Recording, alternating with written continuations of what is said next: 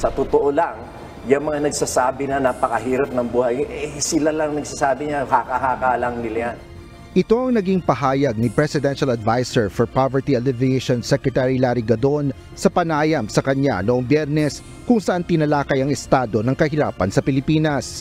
Naniniwala ang opisyal na mataas na ang purchasing power ng mga Pilipino dahil sa dami ng mga taong nagpupunta sa mga mall. Gayon din ang dami ng mga Pilipino na mayroong mga sasakyan. Ang katotohanan, magpunta ka sa mga mall, punong-puno. Pumunta ka kahit sa mga probinsya, yung mga branches ng mga fast food, punong-puno. No? Ibig sabihin, mataas ang purchasing power ng mga Pilipino. Lumabas ka ng kalsada, napakaraming mga bagong kotse, nakapaka-traffic. Anong ibig sabihin yan? Maraming nakakabili ng kotse, maraming nakakabili ng sasakyan, which means maganda ang ekonomiya.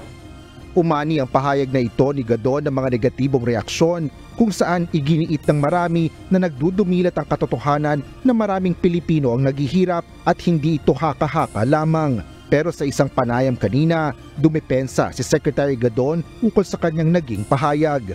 Ayon sa kanya, na-twist o nabaluktot umano ang kanyang sinabi sa mga lumabas na balita. Paglilinaw ni Gadon, ang kanyang tinutukoy umano doon ay mga taong maraming reklamo sa buhay ukol sa kahirapang nararanasan sa bansa.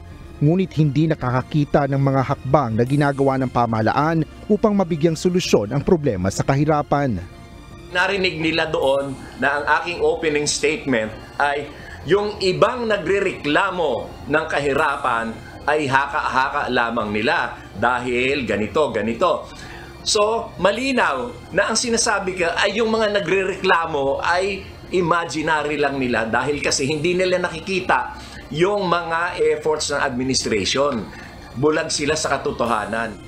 Paglilinaw pa ni Gadon, hindi niya ibig sabihin na talagang wala ng kahirapan sa Pilipinas. Ayon naman kay Department of Social Welfare and Development Secretary Rex Gatchalian, hindi niya narinig ang naging pahayag ni Secretary Gadon. Gayunman, patuloy umano ang kanilang ugnayan ukol sa mga anti-poverty programs ng pamahalaan. Palagay ko pamilyar naman siya sa mga anti-poverty programs ng gobyerno. Nandiyan yung 4Ps, yung food stamps, nandiyan ang ating AIX, andyan ang AKAP, meron tayong Sustainable Livelihood Program. So we will make sure to reach out to him. Pero alam naman niya to, kaya mas importante siya maintindihan yung konteksto ng kanyang statement.